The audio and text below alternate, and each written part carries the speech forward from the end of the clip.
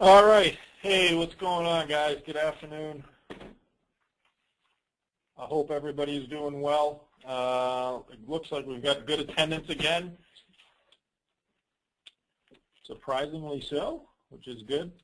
Hey, I've been running around a little bit. I was traveling a little bit, and it's been pretty hectic here in terms of trying to get some of our new products launched. And as I had mentioned before, I think I've mentioned before, we've got a couple of new products that I know I had mentioned them when we did our first call of the year.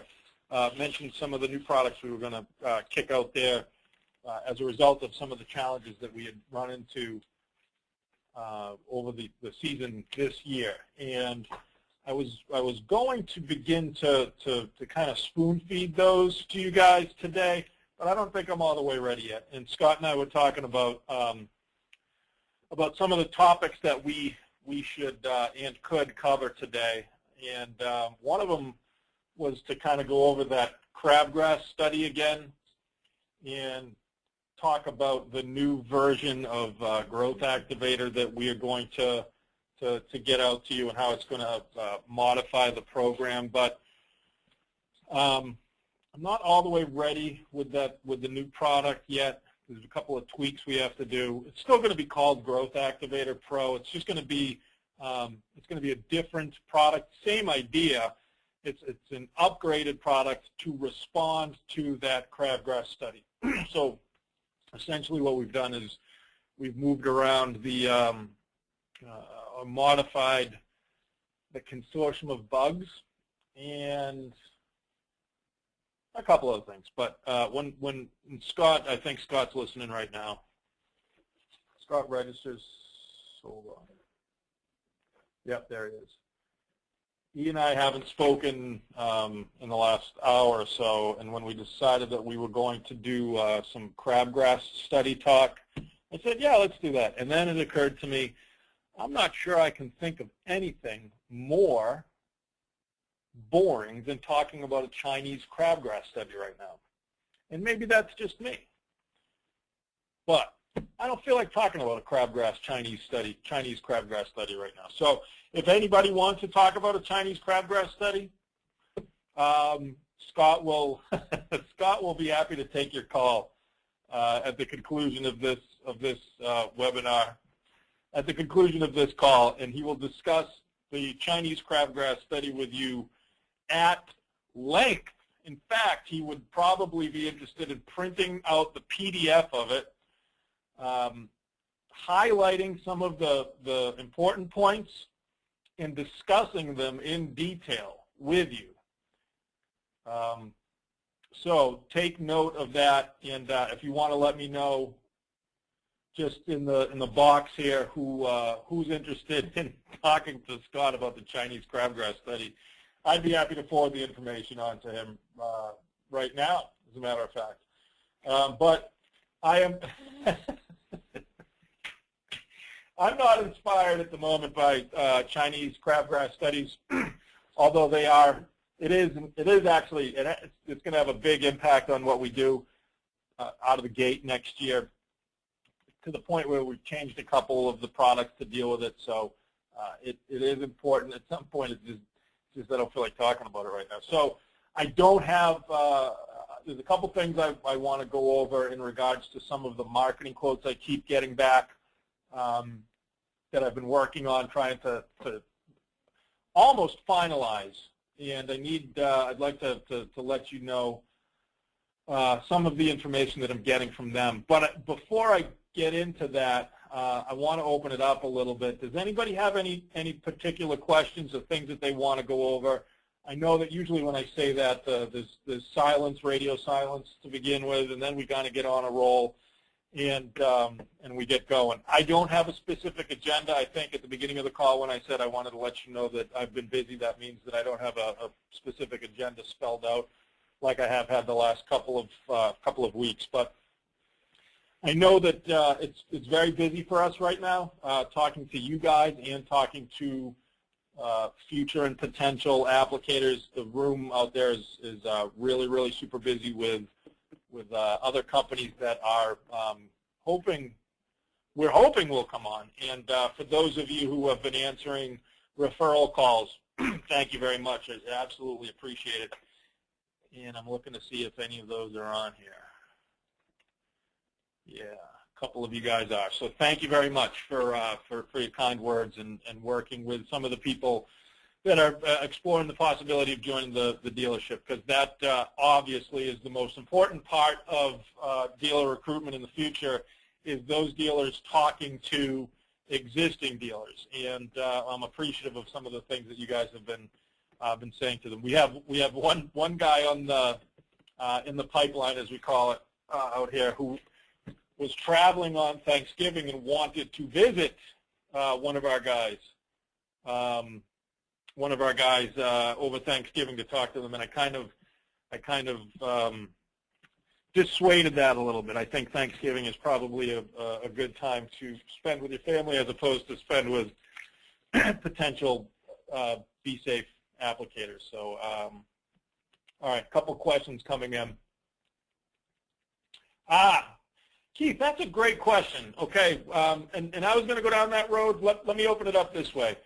I'm glad you brought that up, Keith, because I did want to talk about that a little bit. Last week we talked a good deal about the renewal process and the importance of it to being able to run an effective marketing campaign the following year. Basically what you're doing is you're parlaying the prepayments that come through the door into marketing efforts at the beginning or start of the season the following year, because these things cost money, and you don't get terms for things like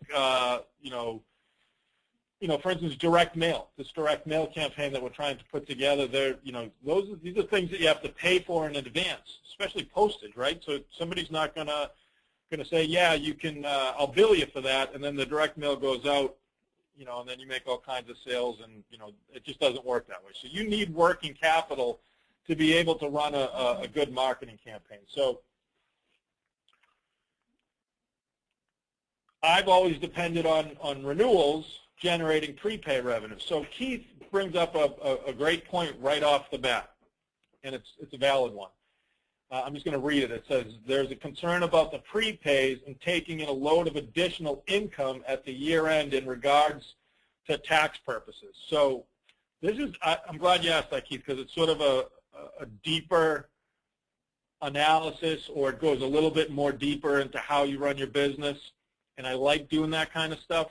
First of all, whenever somebody asks about tax purposes and revenue and that kind of deal, you absolutely have to talk to your accountant about these sort of things. On the surface, what this comes down to, Keith, is whether or not you're running your books as an accrual, with accrual accounting, or with cash accounting. So in lawn care, most of the time we do it with accrual accounting, which means, forget about the end of the year. Let's just say somebody prepays you on January 2nd.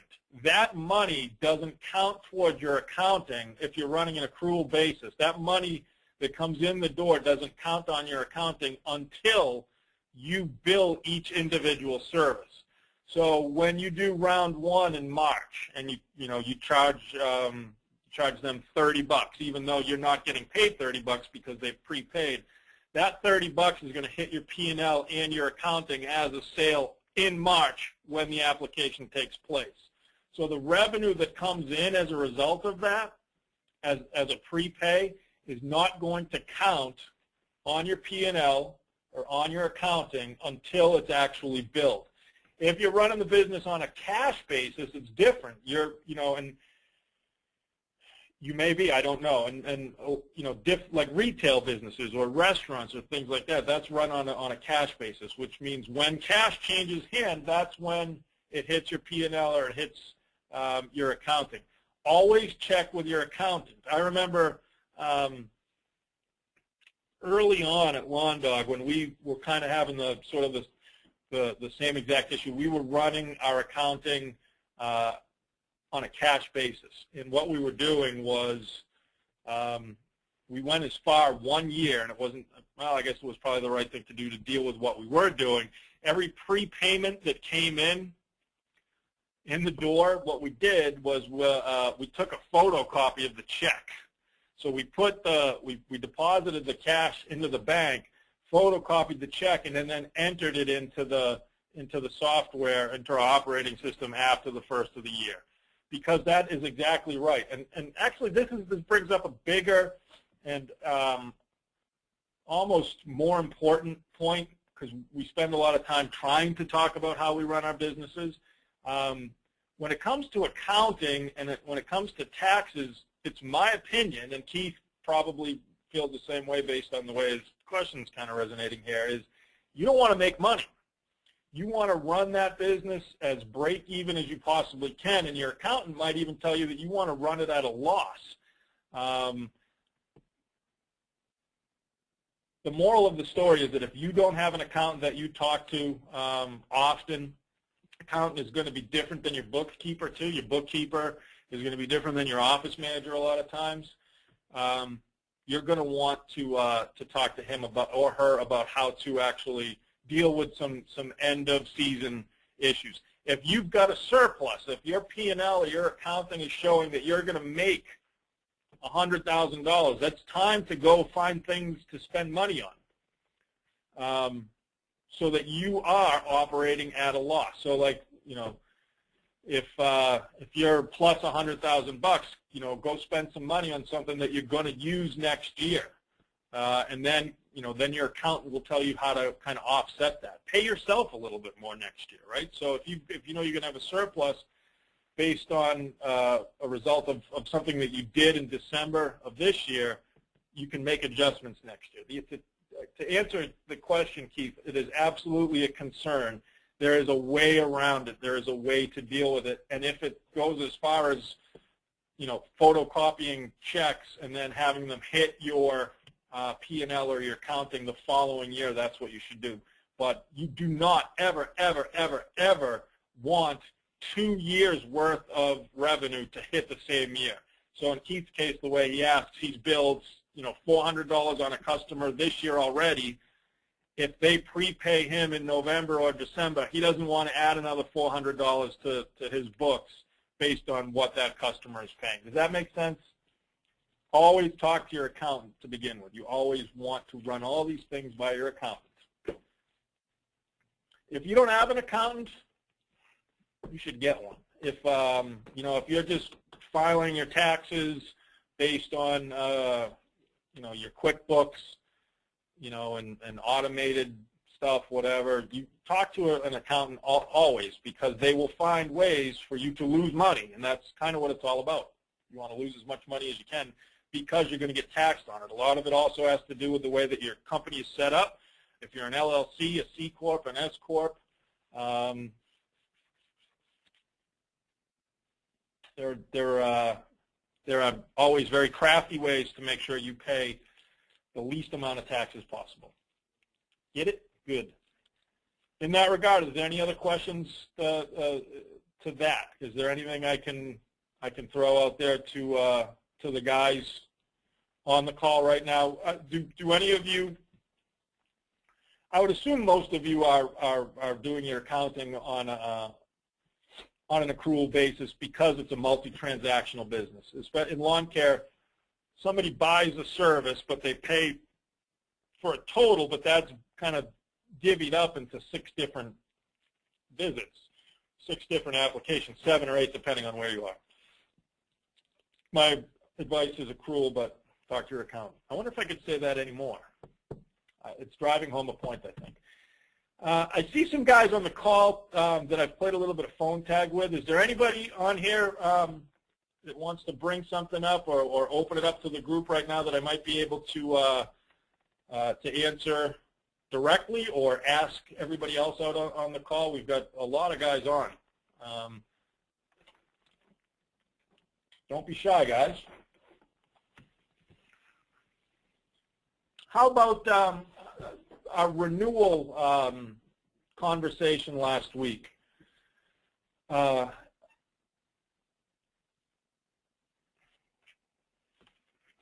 I hope that most of you have at least taken some of my advice and begun to think about implementing that renewal campaign. I didn't talk to a lot of you after the fact about how if there was anything I could do to help you get it done. I did post that conference call on the due diligence site. So if anybody's on now that wasn't on last week, I really think that you should go back and watch that renewal information. So everybody on the call, as a result of last week's call, has now begun a renewal process. Is that correct? Oh, good. Excellent. Excellent. And you've begun to, excellent. So your renewal papers, your renewal packages went out in the mail. That's good. And for those of you who still had work to do, you've left some renewal packages with the final application of the year. Awesome. That's great. Excellent. And you anticipate making some renewal calls before the end of the month to try to drive some prepay revenue? Oh, good, good. And you're going to try to parlay some of that prepay revenue into an advanced marketing campaign? Oh, awesome. That's great. And you're going to participate in a lot of the centralized marketing efforts that we will be putting out there to make more sales? Very good. Very good. And when you make more sales, you become much more successful? Guys, usually there's people at least typing, some at least dirty jokes at me, and it is quiet out there. Okay, so if you guys don't want to play, I'll just move on. I'm going to say it one more time. Does anybody have anything in particular that they'd like to cover? We are about to finalize our new products for next year, which will impact your programs. The goal is to get more nitrogen earlier in the year for those in the cool season areas, which most of us are, and the goal is to add more biology throughout the course of the year to deal with crabgrass. That is the things that we're going to try to accomplish. Right, okay. We've got, somebody just asked when the next trainings are. We've got one in December. That looks like it's going to be filled. That looks like it's going to be filled right now. It's in a couple of weeks. We will be having one probably at the end of January, if not the beginning of February. If you guys want to come to that, because we're getting busy and there are lots of new applicators coming on board, please talk to Scott in advance, but we don't. The question is, when will be the next trainings? The one in December is likely filled up, and you could check with Scott on that, but I know that Dick and Jeff would probably say it's filled up with new applicators coming on, and there's going to be one in, my guess is, and it's not finalized yet, it'll be at the end of January, perhaps the beginning of February. And those ones were real busy last year too. All right. A couple more questions, finally. Good. What's up, Chris? Yeah, the question, that's a good question. The question is about pay-per-click. And I had an awesome call with the company or the guy who is, I've talked to a couple companies. Let me start there. Talked to 3 different companies. One is more about sort of blanket advertising, banners and too much, I think. The 2 other ones are pay-per-click management companies. In the way, let me back up and read the question first. Will there be a webinar on Google Ads or similar products? We've never really got involved with pay-per-click or items like that prior. And most people haven't, Chris. Most of us, some of us have, some of our applicators have gotten involved with pay-per-click. And I think a lot of them who managed it themselves will tell you that it will work. Pay-per-click will definitely work. It is sort of a challenge to manage. If you don't manage it, you're going to spend too much money. You're absolutely going to spend too much money. So the trick is to get somebody else to manage it for you. So when I started in the spirit of centralizing some of our efforts, I reached out to companies that would manage it for us, and my thinking was that they would manage it, but then charge us on a pay-per-click basis. And I was wrong. What they will do, and we talked about this last week, I think, was that they will manage the campaign and do all of the research, all of the keyword research, and then charge us per lead. And I talked to him again. The one guy I did like the most, I talked to him again last week, and he had started some keyword research. The deal is, this company, what I like about them is that they run a national campaign for a pest control company. You wouldn't tell me who, but there are not a lot of national pest control companies out there. Terminex would be one, I guess Orkin. I don't know if you can think of any others. And he was able to generate lots and lots of leads for them, and he charged them per lead. He wanted to, he fell a little bit short of quoting me a price of what that charge would be before he completed his keyword research. But actually, he was supposed to have something to me for today's call, and he didn't. He said, yeah, I emailed you that. Didn't you get it? And I said, no, I didn't. And hopefully he did email it, and I just missed it somehow. But my feeling was that he was trying to backpedal on missing a deadline. And he was out of the office, and he couldn't get it to me. So to answer your question, there will be, absolutely, there will be a webinar or some sort of discussion. We'll talk about it a lot here. It's going to be a big part of what we do. And again, it goes back to our ability to purchase with some volume. So I'm going to get as many of you to opt in as I possibly can when it comes to that pay-per-click campaign, because they're not going to charge us per click. They're going to charge us per lead. But I have to get you to say, okay, if I get a lead in my area, I'll pay for it. And I think it's going to be pretty reasonable. We threw around some numbers last week on the call, or 2 weeks ago, about what that would potentially cost us, and I think it's going to come in less than some of the things we were throwing around. If I remember, some of you guys were like throwing around $100, but that would be more like, you know, the cost per sale. You know, is it going to be in the $50? Yeah, John, it is sort of like Home Advisor leads, and somebody brought that up last week too. This campaign will be a BeeSafe campaign, though. Exactly. It's not going to be, I think it was Keith who said, will these leads go to anybody else? No, this will be a company working specifically for us, specifically in zip codes that you provide, right? So it's not going to be like Home Advisor. There's a couple of other ones out there. Home Advisor was Service Magic. What's the other one? Thumbtack, I think, does it, and a couple others. This will be a marketing management company running a BeeSafe campaign specifically for BeeSafe people. It will revolve around, and I wasn't going to spend a lot of time on this, but I will now. It will be ads like this. We did this last time too. Let me just pop it up.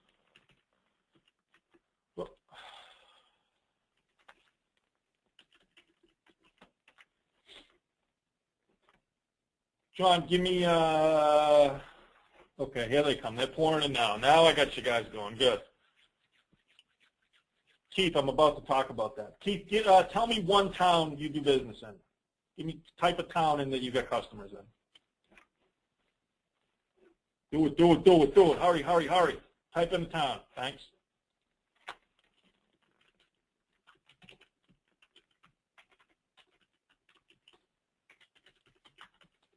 Whoa, not Mount Laurel, New Hampshire, Mount Laurel, New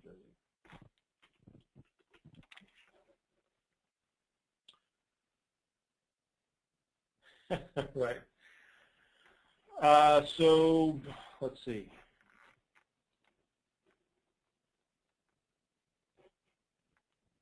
It's funny because okay, so it's funny, these ones over here I recognize as New Hampshire, which is terrible pay-per-click management. I just searched for lawn care Mount Laurel, New Jersey, and a company in New Hampshire is coming up. Same thing here. So okay, so that's a perfect example of somebody not managing their campaign appropriately. It's probably popping up as a result of places I've been and things I've done in the past. But so this guy, yeah, I know, you're right. So TaskEasy.com. more really horrible pay-per-click management. I don't even know who this is, but I'm going to click on it.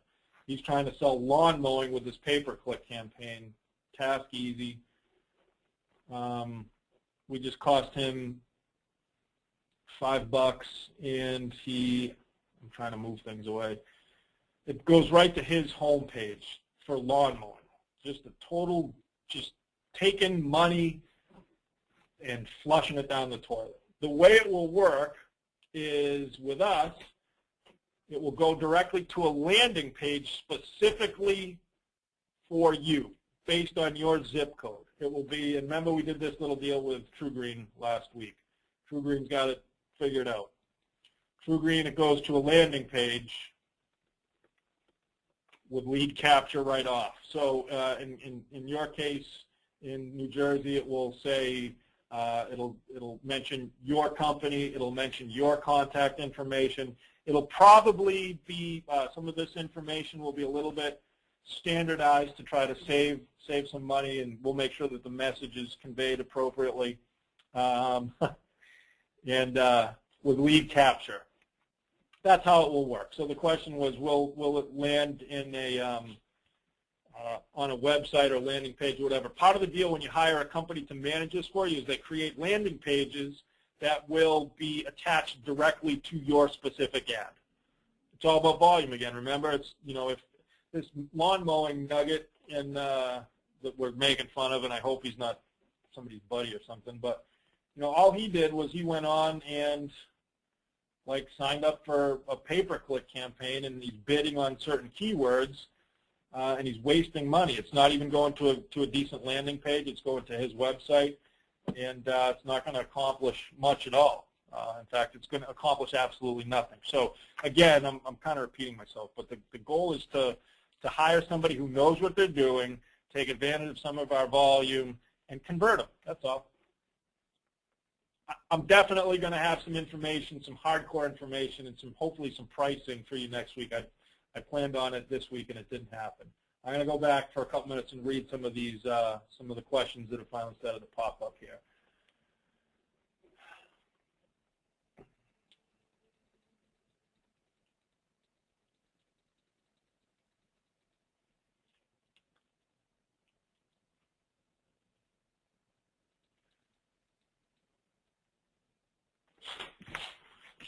Jeff is asking about things going to spam through email and delivering quotes through My Lawn Quote.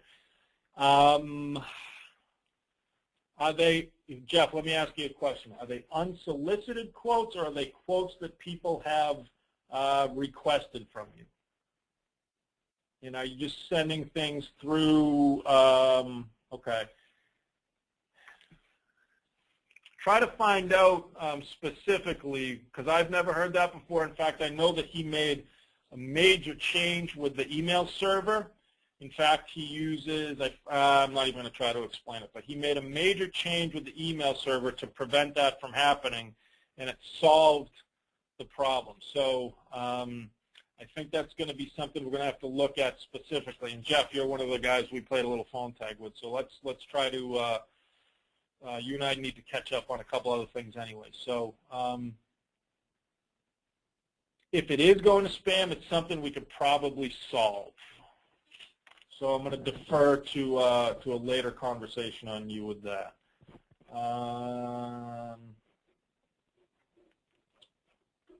Yeah, a couple other comments on pay-per-click negative keywords too. Again, that's, you know, the guy that I like right now. It's his business.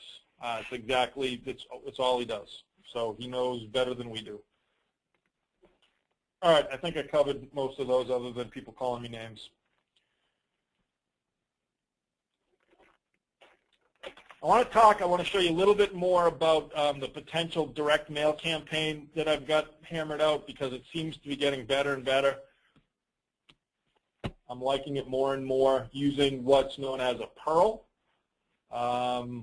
And I've been able to get some more specifics with how that's going to work. I'm still at 43 cents per piece with complete management, but that's with some pretty hefty commitments with volume.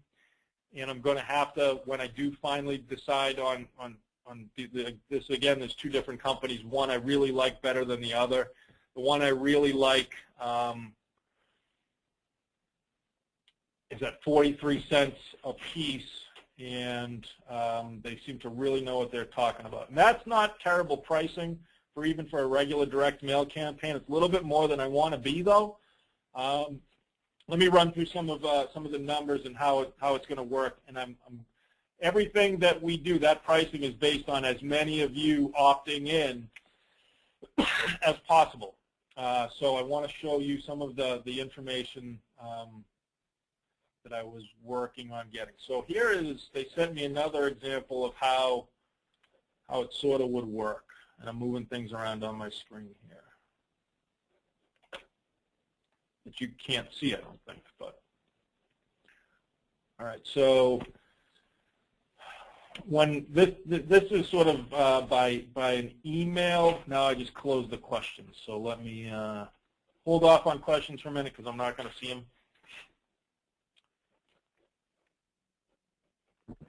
All right, so this is an email campaign, which I'm also going to get some pricing for. So this is what it looks like by email, but the point is that this is how it works. So this particular example here is this company selling what they do.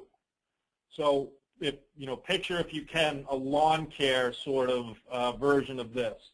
And for a direct mail piece, it would be something like cut off here. It would be BeeSafe. It would be your logo. It would be some information about your company. It would be some information about our, what we do, certain, features and benefits type stuff. So what they're doing here is a PURL means personalized URL. So each specific candidate or each person on your list, which, the data is personalized. So they get a piece of direct mail that says go to tomkelly90.bahamas.easypearl.com. I'm repeating myself a little bit with some of the stuff we talked about last week, but this would say tomkelly90.beesafe.com. And in this case, they have a giveaway, and there has to be an offer. So they're saying here, if you opt into this or if you open it, you can win these exciting activities. It looks like some horseback riding and swimming with dolphins and a cruise and all this kind of cool stuff. So picture it on direct mail. It would be you can get free application, free flea and tick, free Lyme, 50% off, whatever it is that you want to do or we decide to do. And the trick is that they say, hey, how do you have my website with my name in it? And they click on it, and it brings them to a landing page. And here it comes down on the landing page. Welcome, Tom. And everything is auto-populated. I think the one I showed you last week was from a different company. Wasn't this particular one. I like this one better at this point. Everything is auto-populated. This is saying to see pearls in action, customize your Bahamas vacation, tell us a little bit about yourself. You put your name in there. It puts it in there automatically. You choose what it is that you want to do. I think I want to swim with dolphins. Next step, and then they ask a few more questions. See, these are things that we probably wouldn't build into them. The goal is here, guys, that you're going to increase response based on the personalization of the piece. So we buy a list that has people's specific information on it. They get a piece of direct mail that says their name on it, tells them to go to a website, which is their name.beesafelawns.com. They go there. We get lead capture. We've got some features and benefits. We've got some lead capture, and then we follow up as fast as we possibly can. So when I put, what I want to talk about here real quick, when I put them on the spot with how much that will improve response, they gave me this. I said, obviously, you're not going to make any promises to me. I'm not asking you to make any promises to me, but help me understand how implementing a personalized URL will make sense. and I'll just read it. It says, Tom, you're correct. Gauging campaign response rates is tricky business, especially given the variables such as list quality, creative, offer, time of year, so on. That said, we often rely on third-party sources and quote them when requested for this type of information so as to maintain our neutrality and not appear to be biased in this area. Therefore, I've included some statistics from industry cooperatives specializing in research and analytics, digital variable. So instead of her telling me, yeah, your response is going to just skyrocket, it's going to be really, really good, she's quoting industry studies. I'm going to try to open up the questions here again so I can see them. Hold on one sec.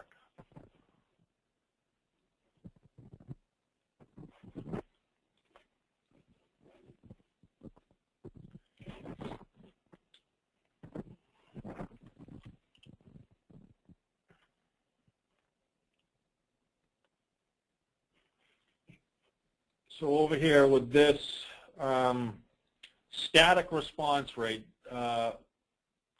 DMA data, that's, I think, Direct Mail Association data. Static response rate means what kind of response do you get from a direct mail piece. In most cases, asking for a lead. And there are 3 different types of lists. The house list would be your specific list, so rejects and cancels, which is really, really super good, really good data. I mean, totally qualified data. The response rates are going to be way high.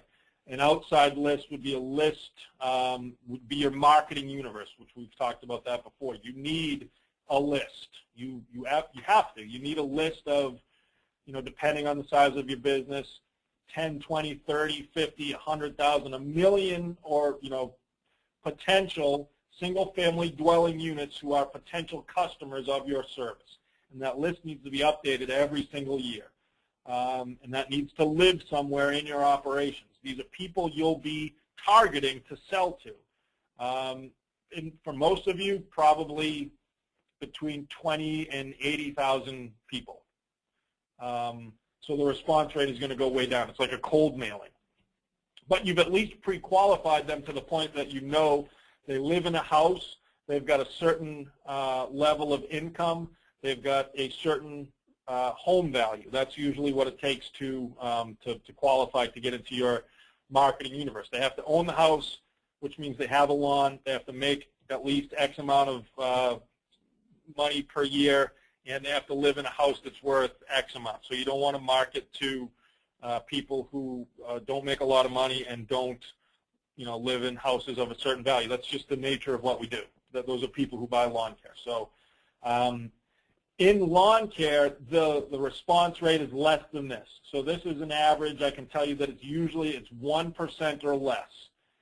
So what they're saying here is that when you send out a direct mail piece with a URL, with a PURL, the visit rate means people that hit that landing page, who go to their computer and say, this is interesting.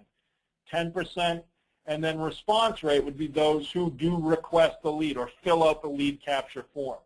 6.4%. This is the important number here because this is what we're going to be going for. So if I look at this number, the static response rate, and say 1.4% is a little bit high for our particular industry, I know that it's going to be about 1%, probably a little bit less. In some markets where it's really, really competitive, for instance, in Boston, we used to get about 0.75%. In Albany, we'd get more than 1%, but not much more. It's going to jump this much.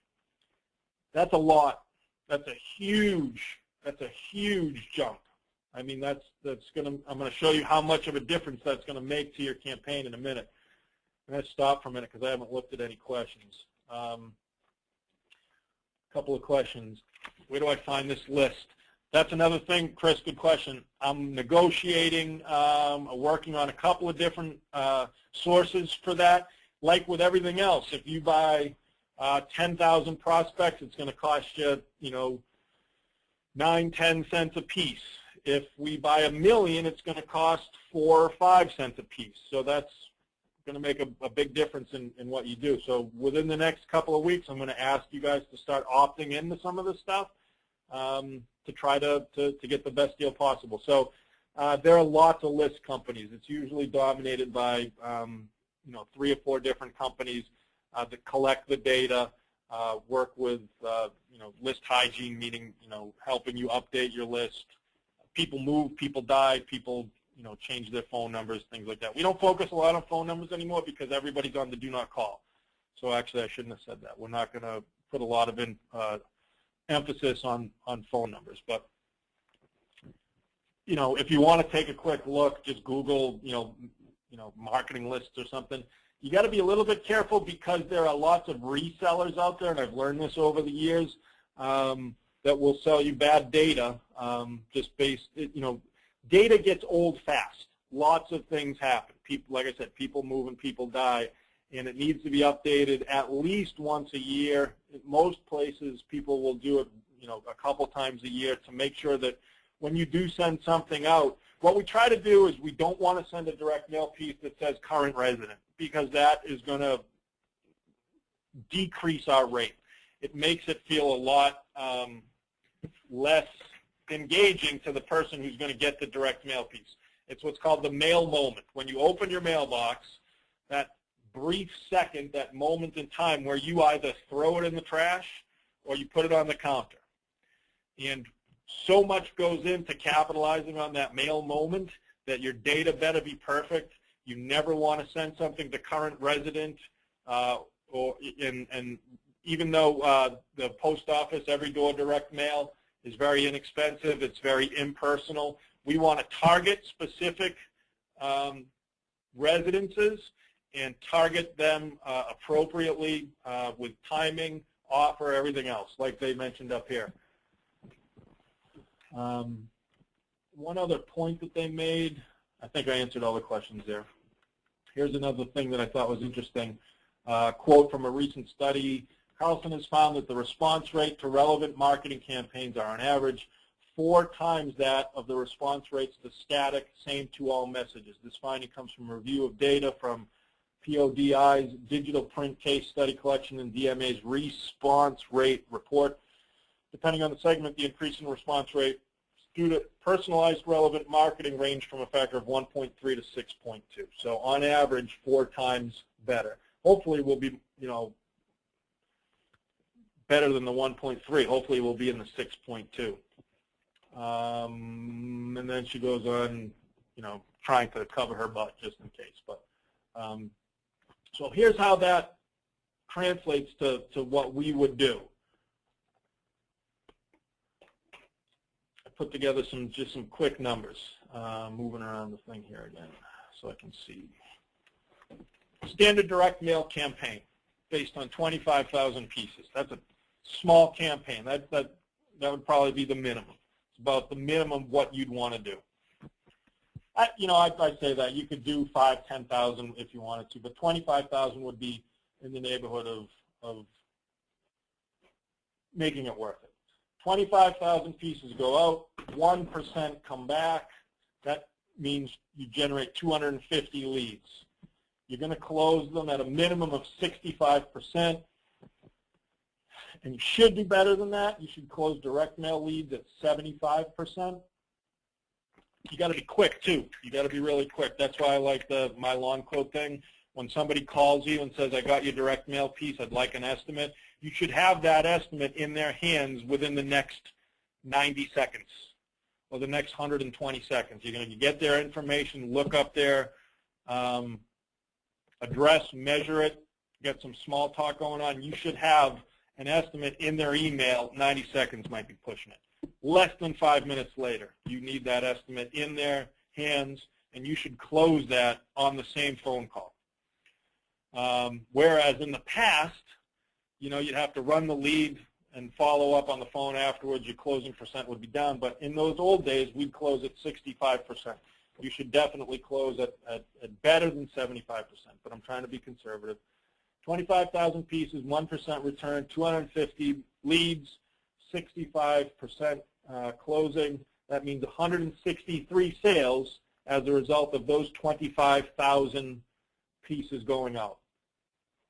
The cost on a static campaign like that, let's call it 35 cents a piece, or $8,750, is going to generate in revenue $65,000 in revenue. That's a pretty good ROI. That doesn't stink. That's not bad at all.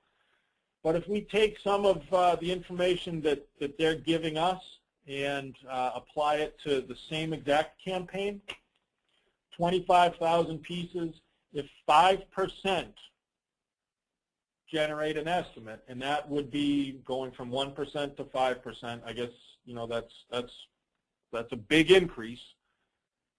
Now we're talking about 1,250 leads. If you close them at 65%, that's 812 sales on 25,000 pieces going out. Now this you know, really says a lot about the target and the quality of your list. If you send out this to, you know, just a crappy list, if you send it out to current resident, and if you send it out to old or stale data, this is going to fall apart pretty quick. So the quality of the data is important here. You need to send it to the person that lives in the house, and you need to know that they are a potential target for what you do. You go from making 163 sales to 812 sales. Guys, we're talking about building a business here, right? We're talking about literally making a lot of sales, and that's on 25,000 pieces. If you can ramp that up, the cost is more because the cost per piece is more. I did this on 43 cents, and hopefully we can do a little bit better on that. I don't know that I'm going to be able to.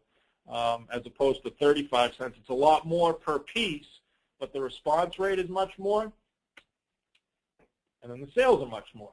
So you went from making $65,000 in sales to $324,000 in sales. That's a huge jump.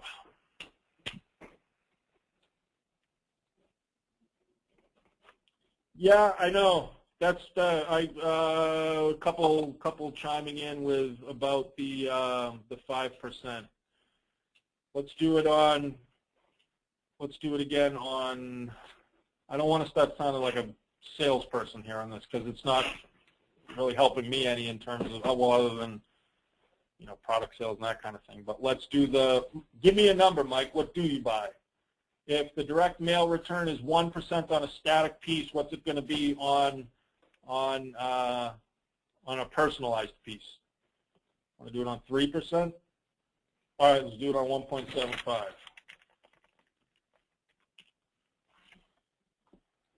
So 25,000 pieces, we generate times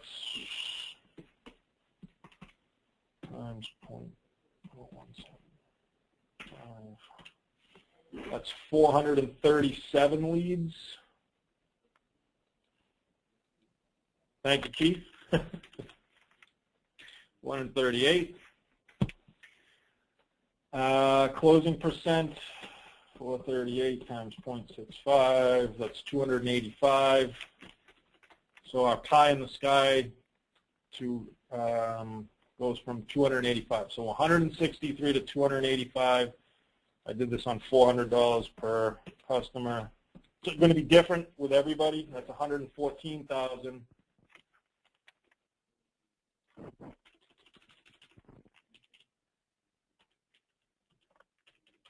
So instead of 65, we're at 114. Still a pretty big jump, a huge jump in sales. That would be absolutely a crushing disappointment if our response rate was that low, I think. Maybe we need to be somewhere in the middle with that, but I think it's got to at least double. My guess, or my anticipation, or my educated guess would be it would have to at least double. I don't think that they would want to make these sort of claims if it wasn't going to at least do that. You know, they're saying it's going to go from 1.4 to 6.4. In our case, it might go from 1, to 3 instead of 1.75. You know, if we run those numbers at 3%.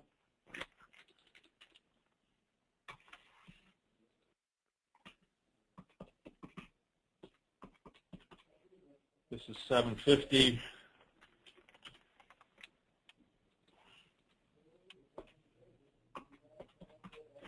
This is 487. It's just crazy how it jumps so much. It's actually 488. It's 195,000. So if we get 3 times the response, we go from 65,000 to 195,000. The point is, the problem is that the organic market is a much smaller group. Does anybody want to put the words in my mouth as to what I'm going to say there? I'll send you $5. I'll send somebody an iron $5 bill if they can type exactly what my response is going to be there. It's a phrase.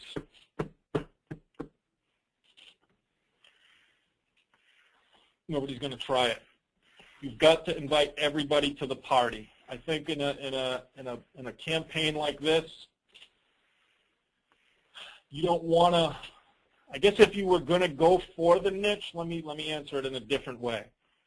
If you were going to try to appeal only to the niche, you would want to pre-qualify your list better. And one of the companies I'm talking to, believe it or not, is all about list quality. You don't buy the list. That's why I've kind of stopped talking to them. You rent the list, and I want to own the list, or I want you to own the list. They can pretty much, whittle it down to they've got 500 different categories that they can do the selections based on. So if you want to advertise specifically to the niche, like, organic lawn care only, I was kind of running numbers based on, putting out there as a lawn care service that happens to do it with less chemicals, as opposed to the niche marketing being only organic. And you could look at it either way. But I think you're going to get your biggest response by inviting everybody to the party, as I always say. So you would want to, your list would want to revolve around single-family dwelling units to make X amount of dollars in a house that make, with X amount of value. But if you wanted to go right down to the niche, you could probably get people who shopped at Whole Foods. And, in your market, Mike, there's Whole Foods there, a couple. So there's a couple different ways about going about it. I think it would be list management. It would be pre-qualifying. Perhaps, if you really, jack up the revenues and home values, and you only do it in specific towns. And you know what? We've got guys who have markets that have, pesticide legislation or fertilizer restrictions, and you would go into those specific towns and perhaps, market to the niche. My feeling is that you'd want to market to everybody, and the organic part of it is sort of a bonus. Kevin, it would. The question is, would it go out only once or multiple times? If you've got a big budget, it's going to go out more than once. But most of us are dealing specifically with not big budgets, so it'd probably be a one-time deal. I don't think I would say organic or synthetic or organic and synthetic. It would be in my opinion, and look, this is something that we can talk about and kind of hammer out and try to figure out what the best thing would be. It would be BeeSafe lawn care, right? This would be BeeSafe lawn care, lawn service. If you want to do it, if you want to, specialize in the organic part of it, I think I would modify the list a little bit. The cool thing about this company is that, we're going to be operating multiple different campaigns, variable campaigns. So it's not going to go out, each piece isn't going to look exactly the same. Each piece will be designed for you, and each company will have their own specific landing page. That's why I like this company the most. It's a little bit more expensive, but they're going to do different things. So if you want to only say organic and appeal to only organic customers, you can say organic lawn care, and your landing page can say organic. But in that case, I would certainly use a different list. My gut is that you want to advertise to everybody. The more estimates you get, the more sales you make. I think that's my feeling.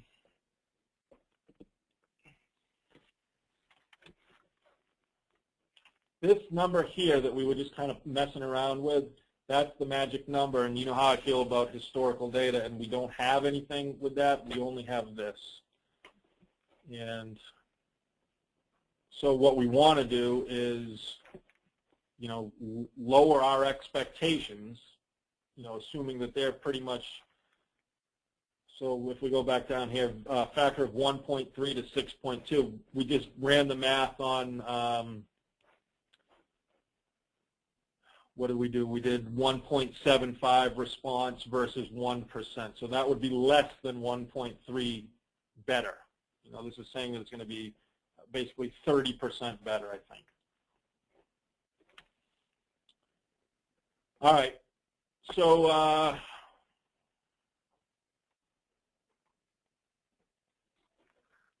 trying to peel through the questions here. I was expecting us to do a quick call because I hadn't prepared very well. And it's our longest call so far. So any questions? Anything else somebody wants to throw out there? Is anybody opposed to me continuing this? I suppose there's no reason not to. Is it something that most of you, or at least give me at least a signal, something that you guys would be interested in doing? You know, because I hope that you do. I think we struggle so much. One of the reasons I'm doing this year is because last year and the year before, and you know, we always talk about ways we think we can grow our business and deal with advice. And I think you should do this. And you know, we talk about I did this, you did that. What worked best? And I think sometimes the end result is that, I hate to say it, but we don't do anything, and we're still depending on referrals. We're still depending on, you know, family members of our customers to grow our business. But then we tend to complain about not being able to figure out how to grow our business. We are absolutely, we're world famous in lawn care for what I call the adversity effect. You know, we always want to make everything seem as difficult as absolutely possible because we want to say things like, if I don't do it, nobody will do it. And you know, look how hard I'm working. This is really, really hard. This is difficult. My life is difficult. That's just kind of, you know, maybe you're not like that, but a lot of you are. And, you know, over the years I have been too. So let's just do it. Let's just implement it, make it happen. So my goal is to put it out there for you to opt into, and I hope you will. And I'm going to try to drive the pricing down as much as I can, and hope that you do take advantage of some of it. You don't have to do 500,000 pieces of mail. You know, you guys have heard me tell the horror story of 2007 when I sent out 500,000 pieces of direct mail the day before a nor'easter, and you know, my response was, you know, 0.2% instead of 1% because it'll kill you. But you know, an effort goes a long way. Actually, I wasn't even thinking of it, but what did we say last week? That quote, 80% of success is just showing up. Just doing it is going to help you move forward. So what I want to try to do is put it out there, come up with some really solid ways that are going to work. You opt into it, and then you grow. You grow your business. So good. Somebody just typed in here, analysis paralysis. Yeah, we talk about so much things, and we figure it out. We're going to do this. Is this going to work? Is that going to work? And then it's June 1st or it's Memorial Day, and we're sitting there, and we didn't do anything. We actually didn't do anything. So I'm asking you, or I'm appealing to you, and hoping that you will try to implement something a little bit less experimental. You know, so I know for a fact direct mail is going to work. Will the numbers show up the way we predict them? So much goes into that. So much. Sometimes they come back better. Sometimes they come back worse. You know, so we try to be conservative with our planning. I know pay-per-click will work, and if we can set it up where you're only paying for leads and you're not trying to figure out how to be a pay-per-click expert and wasting all your time doing it, and an actual lead shows up in your inbox, you know, and then you sell it. It's pretty simple. So that's how all these big companies grow. That's how we grew at Lawn Dog. That's how you know, True Green grows. True Green is, you know, they've still got that pay-per-click campaign with the lead capture going right now. Not, you know, this guy isn't doing a good job. This guy is doing a terrible job. No, you know, how many people are buying lawn mowing service right now for $19 a week? Woo! This guy's not going to go very far. Keith, you know this guy? I don't know if Keith signed off or what, but so let's come up with some proven ways to grow your business Let's do it at the least amount of cost possible. Let's execute it as best we can, and let's make sales. That's all good. That's how we grow the brand, and that's how we're all successful. So hopefully this was helpful, and hopefully we can do it again next week. Next week, Thanksgiving? I don't even know. I've lost track. Might be. If it is, we won't be here. So, yeah, it is.